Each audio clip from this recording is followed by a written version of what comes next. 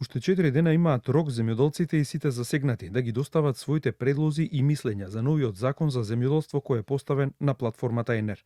Новото законско решение со кое се уредуваат во правна рамка сите работи поврзани со земјоделството, по завршувањето на овој рок ќе биде и на јавна расправа, за да се слушнат сите мислења како да се подобри законот за земјоделството пред да се донесе финалната верзија.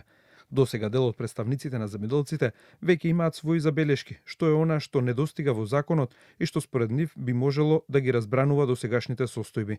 Според Националната земјоделска мрежа, проблематично е тоа што во новиот закон, како стратешки култури за кои државата одредува заштитна цена и може да врши интервентен откуп, останата е само пшеницата. Исфрлен е јачменот кој досега го имаше, а го нема ниту оризот за кој се најавуваше дека ќе биде прогласен за стратешка култура. Да речеме досега ги имавме како стратешки култури, значи оризот, јачменот и пшеницата. За жал, со новите измени со предлог закон што е сега во процедура, значи оризот и јачменот се бришат од категорија стратешки култури. Зошто е тоа направено не ни е јасно. Значи предлогачот на законот оценил дека така треба да биде, што ние апсолутно не го прифаќаме и не се согласуваме. Спорно според Националната земјоделска мрежа е тоа што е укинат скалестиот модел за субвенции, па големите комбинати постои опасност да го соберат најголемиот дел од парите за поддршка. А во новиот закон останува и она за што најмногу реагираа земјоделците, а тоа е дека министерот ја одредува методологијата на кој начин ќе се пресметува производна цена за една култура.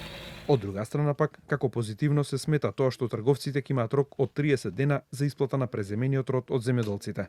За Македонската асоциација на земјоделски задруги, законот носи доста бенефит кон поддршка на здружувањето. Единствено смета дека е потребно да се формира посебен сектор во министерството, особено што се воведува во законот и нова можност за формирање на организации на производители. Во иднина ќе се прават и групи на производители, каде што задругарство и групата на производители ќе бидат заеднички во исти сектор,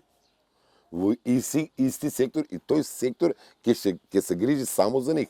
Кога ќе има огласе за механизација, мерка 131А, мерка 131Б, значи сите тие, тој сектор ќе биде по-добар. Од новините кои ги носи овој закон се и поддршката на каматите за земјоделците, зголемувањето на 70% на поддршката за осигурувањето и мерката од 100.000 евра за млад брачен пар кој би се вратил да живее и да се занимава со земјоделство на село.